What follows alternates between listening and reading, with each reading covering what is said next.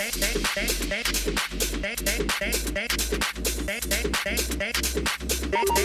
Damn right.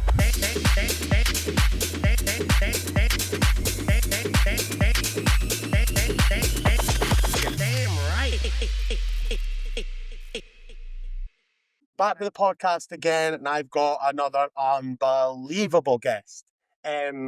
Lu.Re has been. Am I saying that right? I asked you that when I was in London. I was like, how do you say it? It's Lu.Re. Yeah, perfect, Lu.Re. Oh, perfect. I'm easy though. Yeah. I can say it. Yeah. So I've got Lu.Re with me today. Thank you so much for doing the pod with me. It's a total pleasure to have you on. I'm really, really buzzing to speak to you.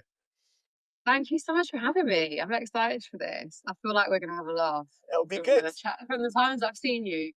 Yeah, it's been. I mean, we maybe can't speak about those times, but yeah, it's been good. I mean, obviously the last time I can't remember. Was it the last time the Radio One thing? The last time I seen you? Yeah, maybe. Yeah, the graduation. Yeah, our graduation. Oh, I know. I've not had any plays since. I've had like 2 plays since. So Yeah, I think I graduated and they were like, fuck him, get him out of here. Let's get the next one in. Yeah, off he goes. I know. So how you doing? How's life been recently? What's been happening? Yeah, good. I was actually just about to say to you before we started, but we were like, let's save it. I'm independent as of this week. So I was with Warner for a couple of singles, but that's ended now. So now I'm an independent artist again, which is quite nice. I feel like it's a good thing, actually. Yeah. Yeah, I think it's a bit of a moment of change for me because like I broke up with my managers just for Christmas as well. So I'm kind of a bit of a like Lone Ranger. I've got my agent, obviously. Yeah. Yeah, it's like feels like a bit of a fresh start in a way, which is a good thing, I think.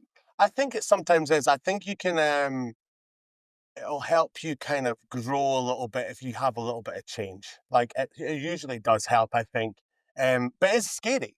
It's scary going through those types of changes, I would say. So what, like, obviously with the Warner deal, how did you find working with a major label like that? I mean, it was my first major experience, and like it's still very early for me. I feel like they kind of just popped in off the back of seeing some stuff on social media. I was like posting demos. Yeah. So it felt quite early. I mean, like, I'm really grateful for the experience and them like kind of taking a punt on me so early on. Shall we get to the juicy bit? Come on. I'm sitting here, I'm waiting. Come on, stop being so polite. Come on, let's see what. How was it really like? Do you know what? This is something that I've spoken to a few other artists about, kind of in our similar wheelhouse, like at this kind of stage in their careers. And it's been across the board not a positive experience working with these types of labels. A lot of back and forth, a lot of like back and forth with versions of a track that they're kind of insisting should come out rather than it coming from like, so you've got this list of demos and they're like, it needs to be this one. And I'm kind of like, oh, I don't want it to be that one. But then I work on something to try and make it something more like I'd want to release. And then it's just this back and forth literally for months. And then there's also the thing of like time, like schedules being moved. So like you might think it's going to come out like I put out 2 tunes with them. One came out in September, one came out in March, I think. And I signed with them like last spring. So I was thinking like, great, song of the summer or whatever. So and actually it ended up being like 18 months later. So yeah, just being pushed back. I think that kind of affected the rest of my schedule, like not being able to. I should have been able. I should have been releasing with indies, but like I think just with my schedule, but yeah, it was they're pushing back, and then also like elephant in the room. I'm like bottom of the pile for them. Like they've got Dua Lipa. Like when they're pitching me, they're pitching Dua Lipa. Like Yeah, it's difficult. It's like you're fighting against like a rising tide type thing, which is a shame because you don't want to be in that position. I guess the beauty with like being in where you're at in your career and then release a bit of independence is they're going to put a little bit more behind you. Maybe not financially like the majors can, but they'll put effort, and that's I think that means sometimes a little bit more.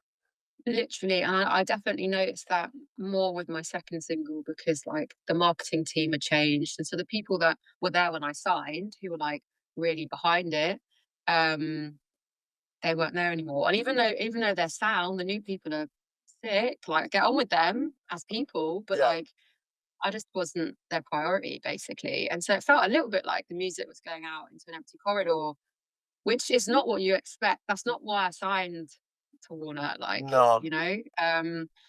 But I think the other thing is that still the strategy seemed to be I need to go viral on TikTok. And it's like, it's not much of a strategy, is it? It's such a. I hear this all the time. It's like, do you know what? We need some sort of act. It's. I mean, going viral as well, by the way, is an act of God. It's not. There's no yeah. rhyme nor reason to it. Like, I mean, I get that there's consistency and a compounding effect when you release loads of put out loads of content, but like relying on that, it's like imagine your job relied on that. That's A&Rs. That's what they're living for now. It's just virality. That's what it feels like. I mean, I'm not saying that I wouldn't want to go back to a major, but it just, yeah, I'm quite excited for some indies. And also, do you know what? It's quite nice having the conversations myself as well with A&R people. And I think sometimes when you've got management, you become like there's a middleman, and and you lose all those relationships that you fought so hard to get when you were fully DIY. I don't know if you found that, but Yeah, I've been through that a little bit as well, so I totally agree. I totally agree. It's a shame because I feel like sometimes a little bit of the energy gets lost, the momentum. You know, like the you feel like you're kind of doing that, um, and also as well that I feel like you were saying at the start there, you get kind of pushed and pulled in the different directions that you're kind of like like your gut's telling you that that's not who you are, and I think that Mhm. people can. I mean, I'm not saying it's not worked for people. Obviously, loads of artists have went through majors and blown up and whatever, and they've rode it out, and then they can kind of pick and choose what they want to be following that. But like, look at like let's say like Robbie Williams, right? Even just like in that kind of like idea, like he was obviously one of the biggest artists going, and then he once he got further down the road, he just was like, I want to make this type of music. And I remember reading like labels were pushing back on it so much. They were wanting another Angels. They were wanting another like Mhm. and he was but he had the kind of power at that point to be like, nah, I fucking want to put this out. And it didn't obviously do as well, and fair enough. But Mhm. it's like I feel like sometimes you can kind of lose that creativity if you're getting pushed and pulled in those directions. Yeah.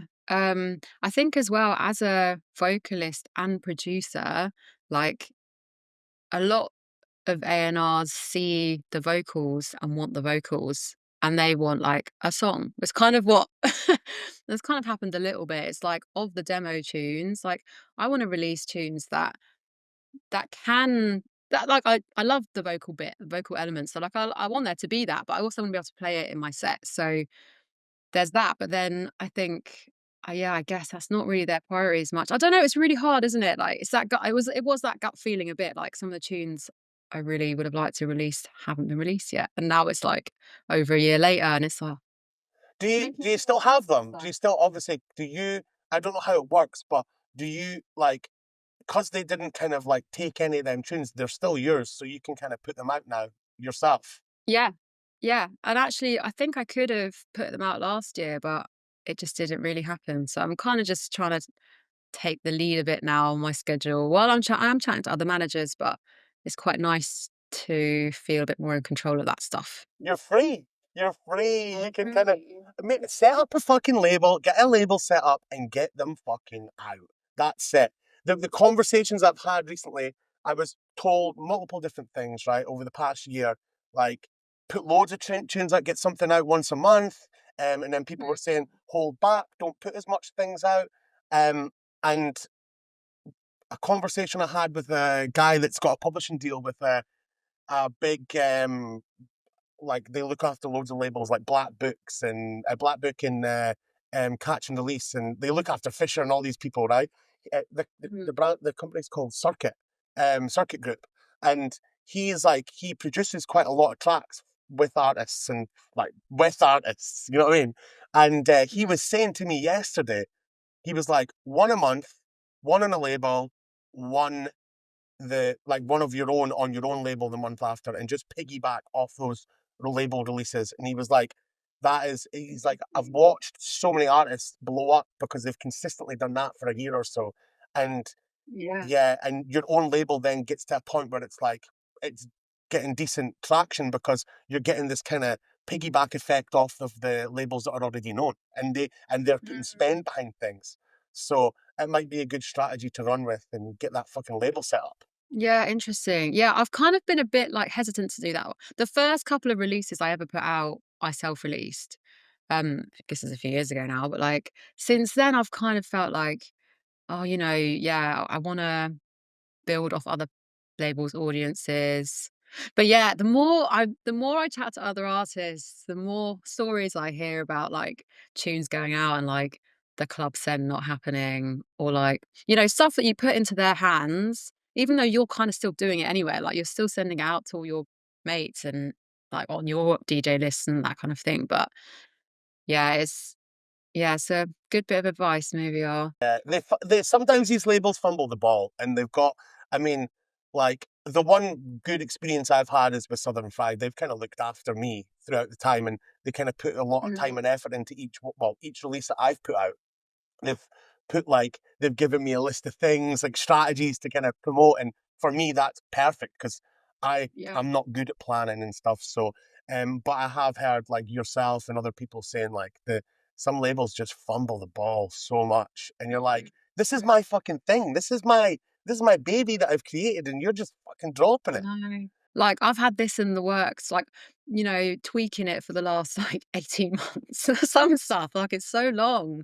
It's like, I've probably spent, like, hundreds of hours on some stuff. Because also it's quite long when you're, like, mixing vocals and You've got a way harder job than me. Way harder job than me. You're trying to spin loads of plates. I'm kind of like, I just kind of, I'm like trying to find other people's vocals that are already fucking mixed down and done. So you've got a very hard job to try and keep all that shit going. I'm moonlighting. This is my actual thing that I'm good at is chatting shit. This is my only good thing. Damn right.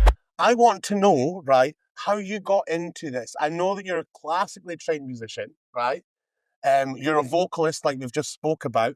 But how did we traverse into this the type of music that you're making now? yeah, so I basically, like, I did all the music stuff that was available to me at school. So, like, my school didn't do, like, electronic production or anything, so, yeah, I played the viola since I was really little. When I was 8, I started lessons. I started lessons because they were free.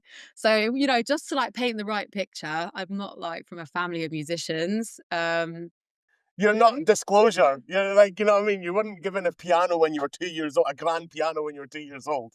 Yeah, yeah, yeah, exactly. And, like, yeah, I did orchestras basically since I was really little then. And when I was at uni, yeah, like, I did it quite seriously when I was at uni. I was like, you know, do I want to do a postgrad at a college? But I decided no. And then that was kind of the end of that. But I knew, like, I was doing singing and, like, played steel pans and literally, like, anything I could at school that they did. Yeah, I don't know. When I left uni, I was like, okay, I'm gonna try. Had no idea. Like, I had literally no idea how the industry worked. I basically, like, started, like, writing songs in my bedroom. Bought a keyboard, started writing songs. I started using the Roundhouse studios, like, for young people, like, 'cause they're quite cheap. Um, and then at that time I was trying to work with producers, and I just felt like I had a few instances where my time was wasted, so I started producing myself. And yeah, I think, like, I kind of got more and more into dance music as the journey went. I've been going out since I was, since I could, but I just never really thought of myself as being able to be a DJ, or, like, that just wasn't, yeah, I don't know, just in my head, that was not something that I could be. Um, and it was more just like when I was in the studio, and also just, like, I guess, like, looking for tunes, starting to DJ, I got, further into that, like, dance space. And yeah, I just liked it, I guess. It's like, kind of that simple in a way. There was one tune that that was kind of a turning point into making, like, the start of my sound, which was kinda, like, soulful, quite vocal ish dance music, like probably more like maybe more songy than it is now. And that was MJ Cole and Koji Radical Soak It Up. Don't know if you've heard that tune. Like it's a sick tune, but like you don't have to be headsy to hear that. So like I guess I heard that and then like from there I found a lot of other stuff. Your entrance into it. That's class. Kind of. Yeah. That's a good starting point to like to come in Yeah, I via mean, it's a that. sick tune. Yeah, and I guess it's like obviously MJ Cole, and then you got Koji Radical's vocal, and I think like that like soulful alt R&B maybe. I don't know. It's hard to put a genre on stuff, and also people tell you off when you put genres on stuff. But yeah, like vocalists like Green Tea Peng, I remember was one of my early inspirations, which maybe you wouldn't pick up on from the sound I make now. I don't know if you would or not, but um, I think yeah, in your music you can hear a lot of things you've pulled in, a lot of different like vibes. So yeah, I guess you're obviously a product of whatever you're absorbing. Like that's what everyone's like yeah. now, I guess. So damn right. Touched on at the start there about your lessons and stuff were free like at the start. And I don't think that that's actually as common anymore. Like there's not as much funding for getting kids into instruments and things like that, which is a massive shame. You're going to lose out on a bunch of. I mean, I guess that like we're saying, like you weren't in, like from an affluent background, and I guess that puts the benchmark now that only people with money can kind of get into it. How do you feel about that? I guess I'm really grateful that I think, like, I went to, like, a state school, but they had a lot of really passionate, um, like, arts teachers, like music teacher and, like, drama and stuff, so, yeah, I didn't need to pay money to get a touch of that world, but yeah, I know it's sad. I don't really know what the situation is at schools at the moment, but I can only imagine based on the situation of everything else, clubs and everything that, yeah, funding must be going down. Like, it's a shame. I mean, even now, like, I have a job. I've got a full-time job still. I'm doing everything around that. Like, kind of extends into adulthood as well. Like, if, I had funding from my parents or whatever, then you never know what might be happening now. But like, I guess that's just how it is, isn't it? Like, It's a difficult situation. I do find that um, like the to get that kind of start in the industry, you do need a little bit of like backing from. I mean, like you were saying, you're working and stuff like that. Like having to balance those things and then also try really hard to kind of keep the content going and do podcasts and do you know what I mean? Like do all these things that you kind of have to do nowadays as an artist. Very, very, very hard to juggle all those things if you're working a full-time job to pay rent and extortionate prices for everything. Do you know what I mean?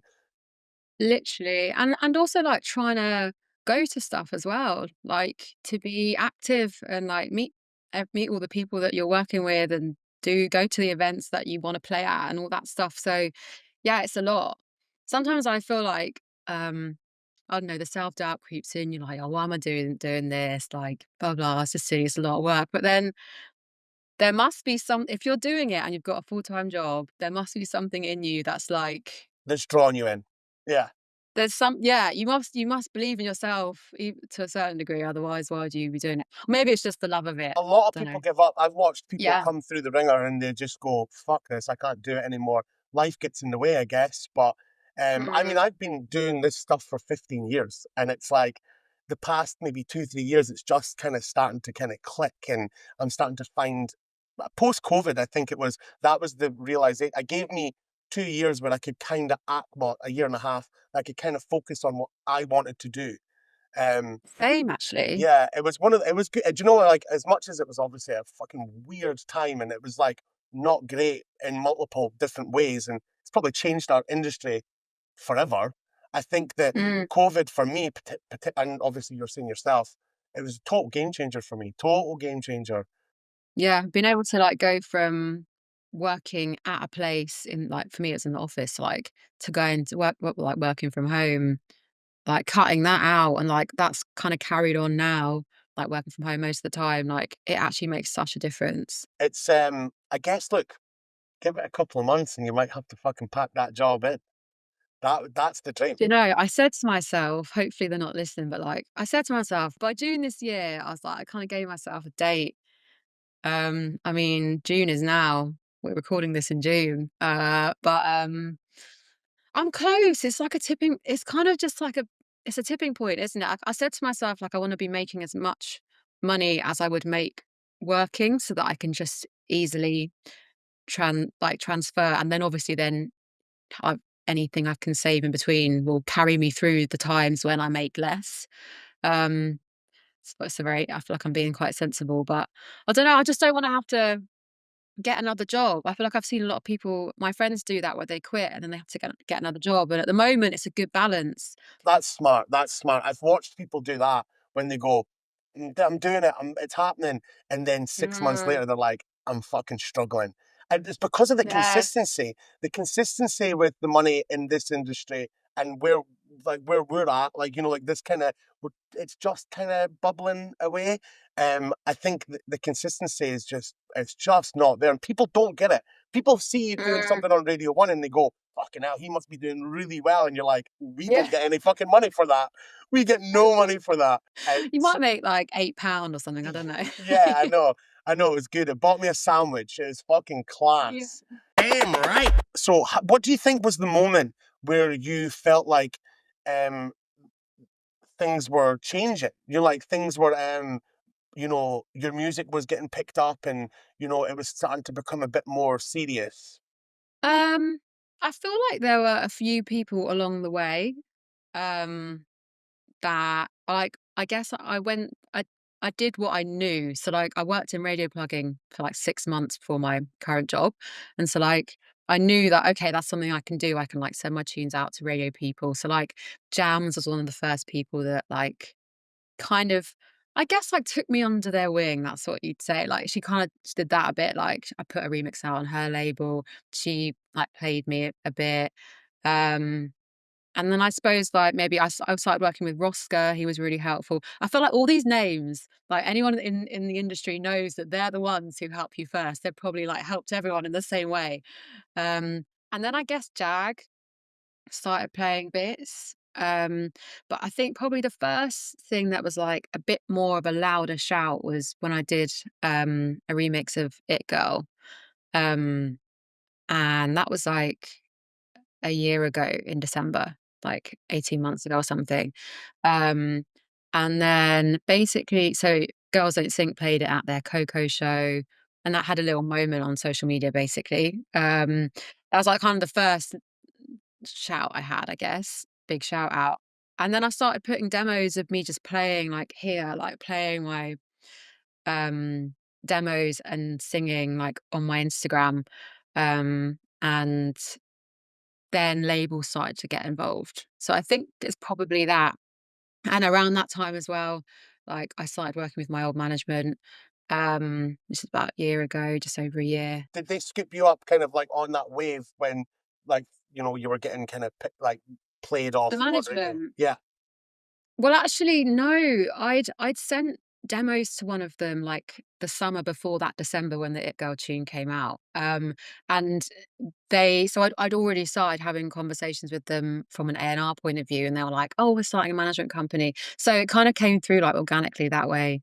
And actually, a few managing people did get in touch when those demos were popping off a little bit. But I was locked in by that point. I'm very loyal. But It's good. um, Loyalty is a good thing. Loyalty is a good thing in this. yeah. It's not often like practiced, but it's good to have it. Do you know though, if they hear this, they'll probably, because I feel like it ended a bit sticky.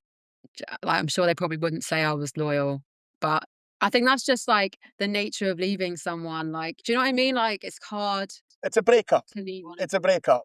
Yeah, it feels like a breakup. I tried to do it in, like, the most, like, respectful way, but I don't think it was received like that. That's I don't know. I was not. I guess it's one of those things as well. It's like, if you're not getting from it what you need to get, like, especially that it's actually a bit of an imbalance as well because, like, a lot of like my management is like my manager, Rachel, so good. Mm, So good. She's mm, like proper like championed me and looked after me and kind of guided me a little bit in terms of because I for years I booked artists and stuff. That's what I did. And my job was I ran a club night. And so I booked all these mm, artists and stuff. And then I DJ'd for years, like did all the different types of gigs. So I knew loads of people in the industry in Scotland, but out with Scotland, I had no fucking clue. I'd met mhm, people, I'd met artists, obviously, but not actually the nitty gritty industry people. mm, And Rachel's from my neck of the woods. She's from up in Scotland, so I had meetings with managers. I had a meeting with a guy from Manchester, a meeting with a guy, an American guy, and a meeting with a guy from London, and I fucking hated all of them. Like, and I don't say that loosely. I don't use that word, but they just came across like complete arseholes, and they mm, didn't understand. Like, it just felt like they didn't understand where I was from, who I was, and it was like when I met her, it was like, oh, you understand who I am. Like, you get who I am, and so that's kind of how why it's worked with me. But I've heard other people going through like experiences with managers, and it's just like, yeah, it's totally like it needs to be a relationship. It needs to be like it needs to be symbiotic, and it needs to work for everyone. Going like, mm. and if you don't feel like they're putting enough effort in with you, it's like you kind of have to fucking hit the road. Yeah, I think for me, it's like, I think they were putting in effort, but I felt like I was nagging them a lot. And I don't know, I guess I felt like I was giving them signals that it wasn't working. Like, I was chatting to them about stuff and saying, like, my concerns. I basically had spoken to my lawyer, like, months before, and, like, he said, "Do it this way." Like, to talk to them about, like, what's not working, literally like a relationship, but not even like a relationship, like a marriage. Like, it was, um, but, uh but yeah, I guess they just didn't see it that way. But it's so normal to, like, change management as well. I feel like people do that all the time. It's not, It's a transient yeah. industry. It's like people are always like, I recently left my agent and got with a new agent, and it's just like it just wasn't, and it wasn't like there wasn't any beef or anything like that. It just wasn't, just kind of wasn't working, and it Yeah. just works. It just so it wasn't, and there was no crossover, there was no cheating going on. It was just Yeah, like, same. But still, I felt like I cheated, but, yeah, like, there wasn't. yeah, it does feel like that, doesn't it? Because it was like the chat. I mean, it was really, really amicable, and I think honestly, it felt like for me that he was kind of relieved that he didn't have to keep banging the drum about me anymore, which is good because I feel like I wasn't in his lane. Like he Yeah. looks after different types of artists, and I just felt like he didn't really know what to do with me. I think he scooped me Mhm. up early on, and then was like, "Fuck, what do I do with him?" Yeah. Whereas when I got with the new agent, Hannah Shalbola, who's a fucking Same as me. yeah, yeah. Oh, we're on the Yeah. same. There we go then. Yeah, So yeah, yeah, yeah. Hannah kind of knows, like she just kind of had a bit more of like an idea of like a strategy, like an actual like Mhm. this is what we're going to do with you. And I was like, oh my god, that makes so. It made me feel a little bit more certain because when you're going through that kind of period where you're like, it's uncertainty, and it makes you question like if you should be doing this or not. Like Yeah, it really made me feel like that. So yeah, it's such a weird fucking. It's so weird. This fucking shit is so weird. I know. But I think that question of, "Oh, should I be doing this or not?" Some weeks more than others, but I have it a lot. Like, I always doubt, like, why am I doing this? Like, maybe something doesn't get picked up in the way you want it to. Like, you don't get some support that you feel like it would have been. You feel like it's right up that street, but like you don't get the support, whatever.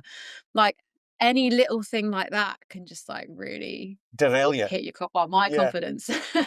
I'm the same. I'm the same. I've stopped kind of Rachel, like my manager Rachel has been like, you need to be easier on yourself because like Mm, if it doesn't work in that facet, you've got to pull the positives from what it did do.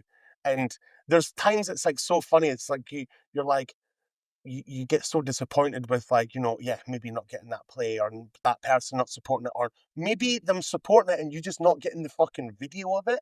And that can just be like, fuck, I've missed that opportunity. And you feel like you're not going to ever get one again. But they do come. They keep rolling in. You just got to kind of be easier on yourself, but it's so easy to not see it that way. Eh? Damn right. How do you feel like working in the industry has like kind of affected your mental health and how you actually cope with the ups and downs of things going on?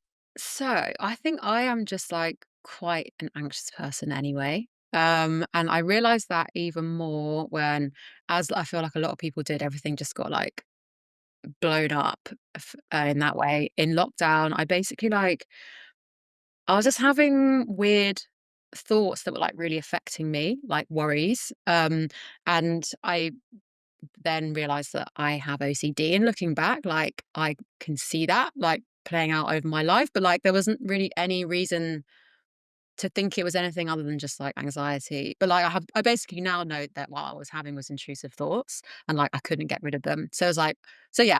Anyway, so that was a bit of context.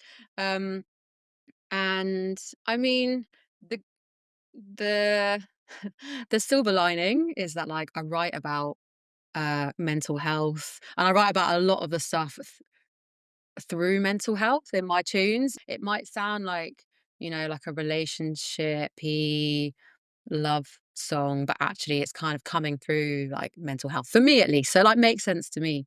But then yeah, I don't know. I guess like I probably the downside is that, that thing of like fight or flight. Like I sometimes it feels like, I'll get an email and I can't tell the difference between that email and like being chased by a lion, like it feels bad. Like um so yeah, like I guess I probably like react more or like feel I get more affected by stuff than I'd like to. My mental health definitely gets a hit. Like, sometimes I would be like bawling my eyes out over something that's happened. And it's like, this is too much. I know that this response is too much, but it just like, yeah, I guess it's a lot. And I suppose like juggling everything as well, it is just a lot. How do you deal with that? How do you actually manage that now? And like, how's the diagnosis actually like helped you deal with it? Yeah, do you know, I learned a few things. I basically like I had some really good group therapy off the NHS, like through the NHS, which um was amazing. It took like a few sessions for it stuff to go in, but then like certain things clicked, like thoughts aren't real. I know that might sound like to some people that might sound like a silly thing to say, but like it's true. Like so like with OCD, just if anyone who doesn't know what this kind of OCD is I'm talking about, like it's not like, oh, I need to clean. Like that can be it, but like with cleaning it might be like cleaning might be I won't give the cleaning example because that's not really my territory, but like so for me, a lot of the like intrusive thought kind of stuff could be, uh, I I'm worried that I've murdered someone. Which I know like sounds like really out there, but it's just like in thinking that thought, like it kind of for people with OCD, it's like a sticky thought. It's like you can't get rid of it. And then you kind of think that in thinking that thought, like, that it means something that you've thought that. It's like that feeling when you're driving the car and you just want to go like that. And So that's kind of a normal that's, like, a really good example because it's, like, that's a normal thing that, like, everyone would think. Or, like, you're gonna get pushed, when you're standing, like, by the tube, you're gonna get pushed onto the tube, or that you're gonna push someone. yeah, that's even worse. Yeah, yeah, yeah, but the thing about the OCD is, like, it becomes an issue when you're not gonna you don't drive because of it. You're so worried that you might do it that you don't drive.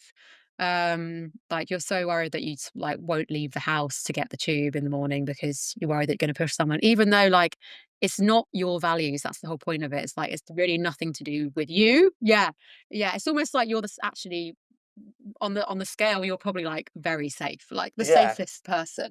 But, But the um thoughts controlling your actions in terms of like you don't want to put yourself in that position where you might do it.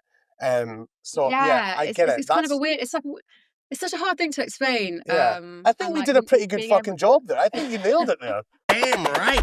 Now we touched on earlier on about obviously how you're classically trained. Do you feel like that has set you apart a little bit in terms of like being an artist, making music? Do you think that has helped you in this process? I feel like, um sometimes it's helped, but, like, also on other times, like, in terms of, like, making club tunes, sometimes it's just, like, 1 or 2 notes, whereas maybe I think to complicate a bit more, but I think I'm definitely feeling a bit more in my stride at the moment, like, when I sit down to make a tune, yeah, I don't know, like, at this maybe if you ask me in a month's time, I'll be like, um, "No, it's not like that," but yeah, yeah, I think it can help in terms of, like, hearing it, like, when I'm making tunes, like, I usually will hum stuff, and then I'll play it, like, and I'll be like, "Oh, it needs a pad, it should be this note," like, you know.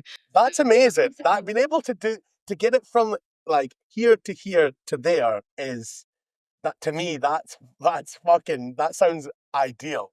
That's Maybe, but then also I feel like maybe it's overcomplicating it sometimes, and, like, yeah, people that are just, like, write it in and then, like, they don't have to worry about, like, "Oh, actually, this note doesn't fit the key. What's it doing for to play this note?" Do you know what I mean? Like, yeah, all these, like, they don't you don't really sometimes it doesn't matter. yeah. You don't want to overcook it. Um, You just want to kind of yeah, literally. yeah.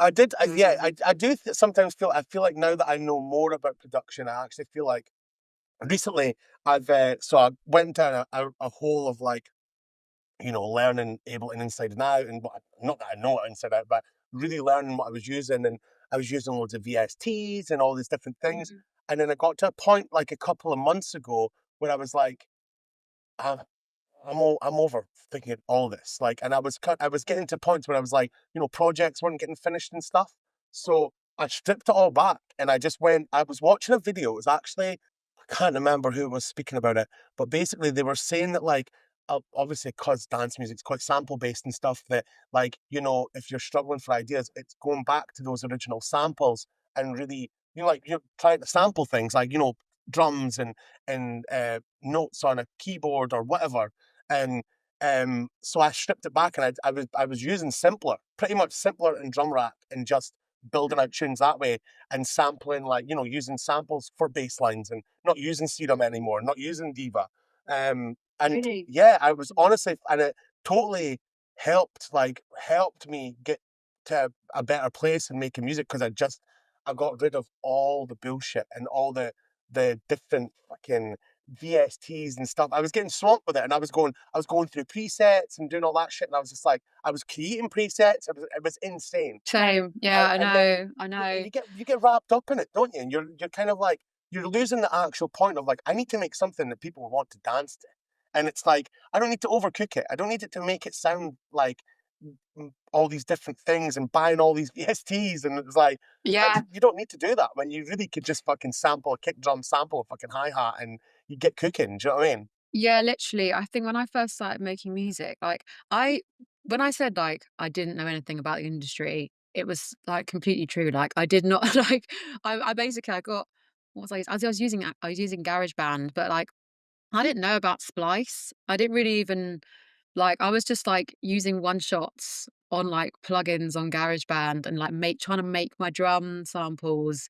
Whereas now, I wouldn't ever really do that, like, that's a shortcut that for me is the right one. Like, I actually get a lot of, like, enjoyment out of, like, making the like, playing stuff in. But I get why you would sample, though.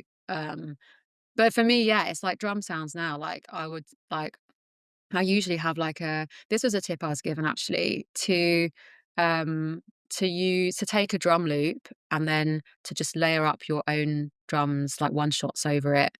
And then one engineer I worked with who's like top engineer was like, because I work with Pro Tools and you can basically like you probably could do it with Ableton as well, but you can like record audio in from Spotify. So if you like a drum loop, like literally you can record it in, like change it up a bit, like, whatever, add anything to it, change it up, and then layer up from there. And it's like, actually, that's such a good starting point because then you're literally getting the sound that you want, and like that it's going to blend into other tunes that you play because it's kind of a similar beat, which literally is the vibe for me, like the You beat, play because you play like them tunes, and it's like that's the wheelhouse it's in. And yeah, it's so I found that like even like so not even like sampling a bass line, but creating bass lines using simpler like just by going like, like so you play the bass notes, and I found that Mm. like because them sounds are already so ready to go that like you get away from Yes. all the bullshit. and Like a it's one-shot sample. Yeah, yeah, yeah, yeah, yeah. yeah, No, and I know what that's you I mean. found that I get so much better off rather than fucking draining my energy trying to make something sound right. I know. I've got this one preset in Massive X that I've spent so long making, and also it is, like, in a lot of my tunes, but, like, I've tweaked it for each one, and I'm just a bit like, should I actually just sometimes I'm like, "Oh, maybe I should like, why am I bothering?" Like, I should just use, like you're saying, like, a sample bass shot that actually is ready to go. Like, it's exact and also people recognize it. It's like a bass sound that you hear in every other, like, tune from, like, garage or whatever. So, like, it kinda helps in that way because then people hear it and go, "Oh, yeah, I'll play that because that's, like, my territory," Yeah, their you ears know? pick up and they kind of know. Do you know what I did a lot as well at the start of the year? I was going through all these, right? All these, and Nice. I was just nicking drums. I was nicking drums, straight up lifting That's them. finals for Yeah, anyone who's not watching us. I would just turn. Oh yes, you're not watching it. I was going through all the records, and I just put up the first. I was all linked up to my little desk thing here, my little rolling thing, and I was just recording drum like, and I was going into Ableton, and I was just a session would be just drums from loads of songs, and I was Yeah, sick. yeah, and I was just pulling, and now Ableton's got a drum sampler, so you can actually just pull the drums from it, and the grooves Mm. you can pull the grooves. So even if you don't want to use those sounds, you can extract the groove and use that groove using your own sounds, and it was just like it blew my mind. Like I was like, That sounds good. it's so fun. And I was like, and Mm. you can obviously get like bogged down with doing that sort of shit. But if I've now got that project, so if I get stuck if I'm with an idea or if I'm working on something that's missing something, I'll just go into there and I'll go right. Let's find something in here that'll work. And it's Yeah. honestly it takes the time out of like like again wasting that energy that like that flow state that you're in. You don't lose that momentum. You kind of go right. I'm cooking. Let's keep the ball rolling. So yeah, Yeah, yeah, it's yeah. so handy. Like, but again, it's like the way it is now with like internet and fucking AI and everything that's available at our hands. It's like there's so many ways that you can kind of cook something up now, eh? I know. And like I don't know if Pro Tools does AI stuff, but like I haven't really got into it yet. And I'm a bit scared because I'm like nervous that I don't know, there's already like so much music being made. I guess the idea that AI might just like make it even easier for people to just be like, "I'll make a tune like on No Disclosure or whatever." Um, I don't know, is it that good yet? I'm not sure, It's getting but there. It's getting there, but it's still there's still yeah. like a big gap, and I don't know if I'll ever get there, because there is like I know that you can obviously apply groove to things and stuff, but there is a human element to music. I find, and the thing that I Mm, do like about music is that there is a human element. Like there is a kind of natural feel, even with dance music. There's still the tunes that I like have that movement and feeling about them.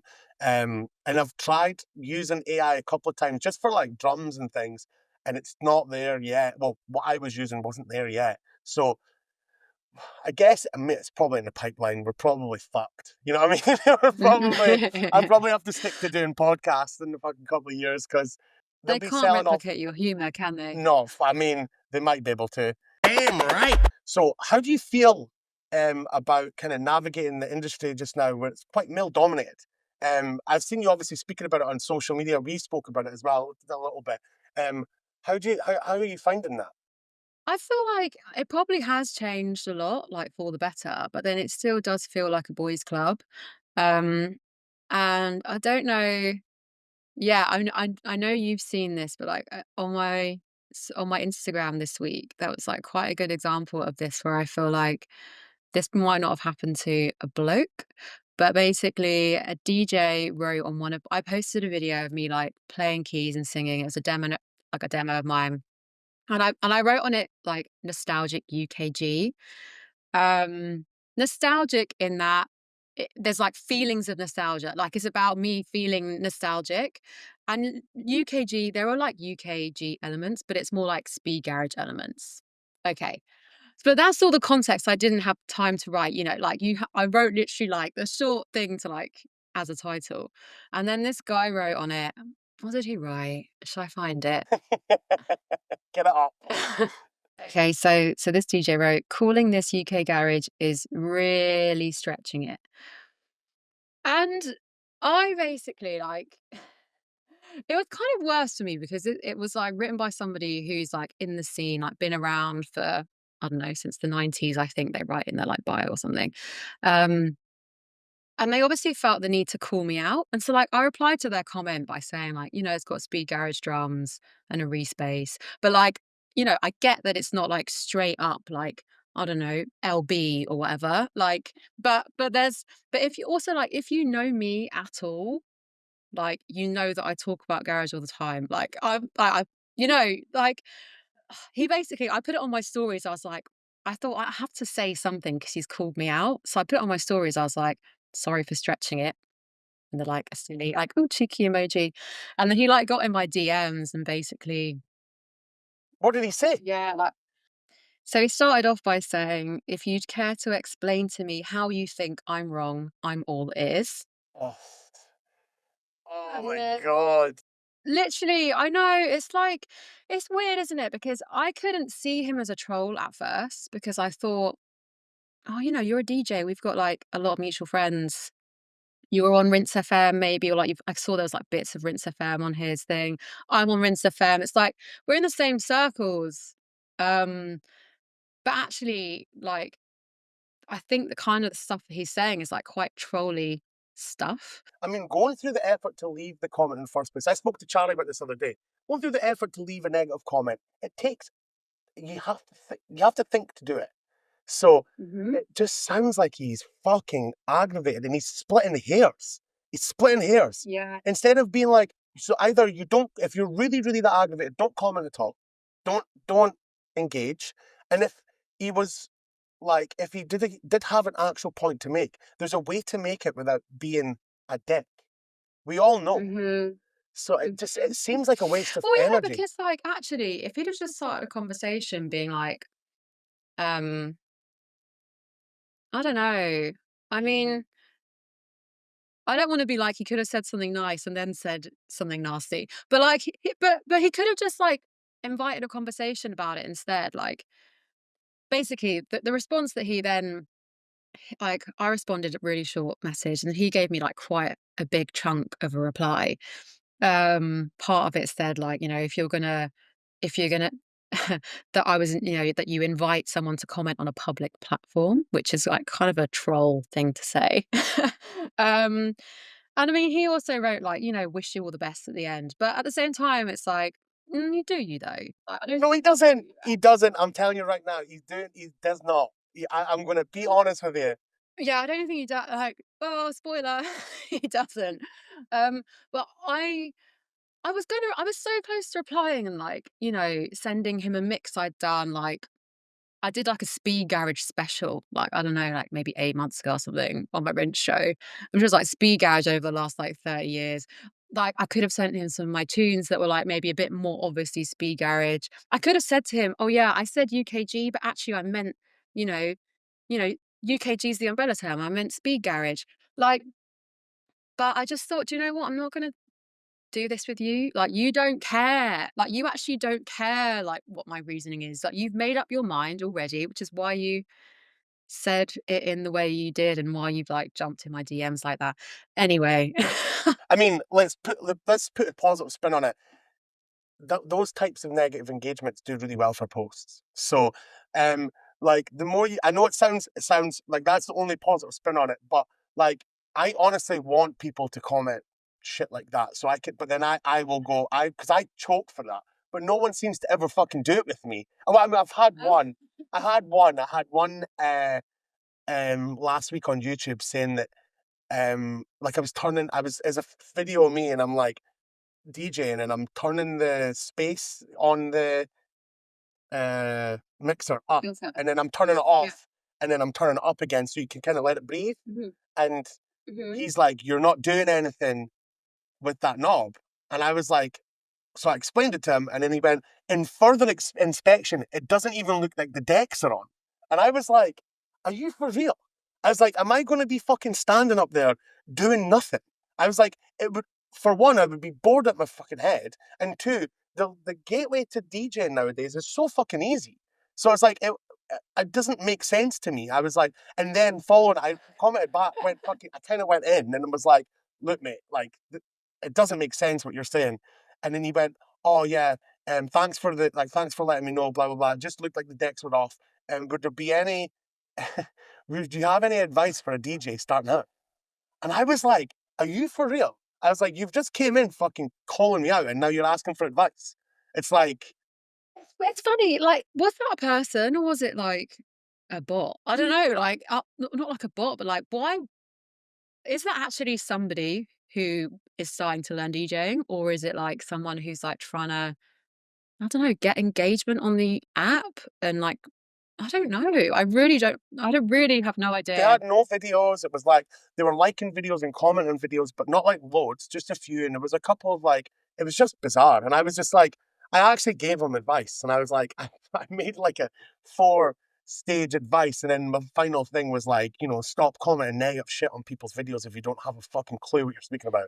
Good for you, and I bet the algorithm loved that, was lapping it up. The video did decently after that, but, I and I got another seen, good one. yeah, go on then, go on, let's Oh, hear go it. on. Um, so, this is on another video I posted of me, like, playing a demo. Um, and they had added somebody else, and they wrote, "You heard this absolute tramp," and then put, like, the painting nail emoji. And then they commented again, with adding me, saying, "Come on then, babes, play the game," with a fire emoji and a clapping emoji. Um, this is all in the last, like, week. So, And where's this on um, Instagram? on Instagram, yeah. It's mental. I just don't get I it, think but I think you just keep doing what you're doing and putting the stories up and that and calling it out because it's fucking hilarious. When I see people commenting negatively on stuff, I instantly think you're a dick. Like I just yeah. and regardless of like how it is, like there was a thing that happened a few years ago with two DJs, two well-known DJs, and one of the DJs called out the other DJ for I'm not going to say the names because I've had it out with the guy already, but the guy's a big DJ, fucking big DJ, been in the scene for a long time. He's also made tracks where um basically the discourse was he called out the guys, he shared the guy's video and went, this is what's killing the scene, blah blah blah blah blah. And look, it wasn't something that I would want to play or I would want to do, but it was so negative and it came from somebody that's kind of been in the scene for a while, and people would then, I know for a fact that him sharing that, leaving that negative kind of feedback Mm. would encourage other people to go to the video and then leave negative feedback. That's how I, oh, that's my dog on that.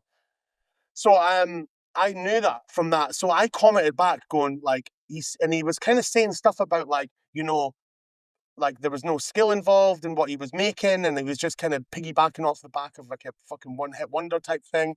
And I commented on it. It Mm. was so mental, and I thought the guy is obviously there's something else going on in his life that he's fucking feeling this negative about it. Um, Mm. that's my first thought, and so I'd said something back, and then he said something about like somebody else. He commented to somebody else about the music that person that he'd shared the videos makes, and he'd make this disco edit, right, which was a big tune for him, but it was literally this song, the original song with the kick drum underneath. And Mhm. I just went, you know what? You can't fucking sit there and tell me that he's like propagating this fucking bad part of the scene where you're literally throwing kick drums under disco tunes and calling it your own. I was like, I think that's fucking worse. I think that's worse. And So what yeah, did they kind of, say? I mean, I got a private message back. So, and it was like, I've booked the guy a couple of times before. He wasn't like, I mean, he was sound the first time, but the second time he couldn't be arsed with me. And then we actually booked a gig with the guy who he shared the video of and him together on the same lineup. Yeah. We did that. It came, the bookings, it just so happened, it magically happened, and we were like, let's fucking do it. It'll be so funny. Lo Yeah. and they did it. Yeah, yeah, they both did it. They both did it. I don't know how they get along now. I cannot say the names because it's like it was just it was so much drama, and it'll probably cause a little bit more because he's not really keen for people to fucking badmouth him online. But I think you should keep Yeah. doing. I think you should keep doing the sharing it on your story. You need to keep doing that, and you need to keep Maybe calling I it out. will. Maybe I'll share that tramp one Yeah, do today. it. Later today. Do it. It's actually so funny, like, as well, like, you're going, like, I Uh, piss you off that much that you're riled up. I think it's hilarious. yeah, it is. It is. I know. There was also and around about the time that I had this isn't UK garage thing going on, there was also that post on I've got it up here. Only like it was by 44 Mag and it said like only 22% of Ibiza 2025 DJs are women or non-binary. And the comment section, I mean, they may as well have just written I hate women. Like it was there was some people were just writing some really nasty stuff. It's a bin fire. It's a total bin fire. I've watched these posts um blow up before, like, because people they just can't fucking they can't get their head around it. You also can't argue with it. You can't not argue, but you can't what's the word? Rationalize. You can't like reason with them. It's so bizarre. Like, I think it's funny as well, like when you see people comment and stuff like that under those posts, and it's like, so it's people that probably don't buy tickets to gigs. Let's just put it this way, right? They don't buy tickets to gigs. They're probably not involved in industry. Like, I mean, as you'd hope that they weren't. And Mm. yeah, they're just like, it's just this empty fucking comment. That's like, let's say not even comment. It's an empty like thought. Like they have this feeling that like this guttural feeling that's like this kind of male female like jealousy. It's fucking weird. It's so weird, and the people that I've seen that are in the industry that have complained about it. I'm like, it's because you've got fuck all going on, and Mm. it comes from an insane place. Well, that's how I see it. Is like if you're so bothered about somebody else doing something, then do something yourself. Like fucking make something, create something yourself, and then put it out into the world, and then let people judge it. Like the way that you're judging other people. It I blows my know. mind. It blows my mind. I know. It's scary enough, like, putting stuff out that you've made. And I like, when I've got my vocal on it as well, it's also like there's, like, an emotional even if it doesn't come across as, like, an emotional lyric, I've written it about something. And so it's like, there's so many layers of, like, God, you're really, like, hitting me hard. Maybe you know that or maybe you don't, I don't know. But it's like, um, yeah, it's a lot to put stuff out and people are just fucking can we swear? Sorry, I don't know if we Yeah, that's your first one. I've had a Um, few. Damn right. But I've seen that you were in the studio with Charlie Boone the other day, and he was talking about mhm. it too. Is there any other like collabs or things that you're working on just now that you want to tell us about? Yeah, so I've got quite a few collabs, but then it's like, what of the demos list is actually gonna come out? What are the labels gonna choose? Like, I had a session with Gorgon City at the end of last year, which was like a bit of a crazy one. And we have a sick tune, but I don't know if it'll come out. Smoky Bubble and Bee. I've had a couple of sessions with Elvis, which Unbelievable. are cool. Yeah. Unbelievable. That was I actually think, yeah. when was that? So I had one last week, and then I had one like maybe 6 weeks ago or something. Yeah, because Um, he's a fucking genius. Like yeah. he's a total, like, that's from the era that I kind of got into like music. So he was letting me hear demos of people like last year. It was like ages ago, and I was like, holy shit, he sat on so much stuff. So I didn't want to fangirl too much, but like I used to really love Night Slugs, and I like love Kalela was like one of my like early inspirations. 'Cause I guess it was like she kind of came from a cool sound, but again like vocal led. Um, so yeah, I was quite gassed about those sessions. well, You don't want to let's give too much away though, do you? Like you don't want to no, be like no. I think fangirling and let's just keep our fingers crossed and we fucking hear them sometime. The Gorgon City one then sounds interesting. Do you know what? Do you not feel like sometimes you just want to go, right? Let's get it on TikTok. Let's get it on. Let's get it up somewhere. Yeah. Let's send it to a couple of artists and see if they play it. Because usually that can be the thing that just gets the ball rolling. I think that's it as well with, like, the demos I've got now, like, I've sent them to a load of labels, um, and I've got, like, a couple of chats at the moment, which are good and I'm excited for, but it's like, should I just be putting them out on TikTok and seeing if anything sticks? But at the same time, it's like, you can put it on TikTok and maybe it won't stick, but it doesn't mean it's bad. Yeah, I get what you're saying. Damn right. Right. Thank you so much, Lu.Re. I really, really appreciate you coming on the pod. And yeah, it's been a class chat. Oh, it's been really nice to chat to you. Thank you for having me on. Damn right.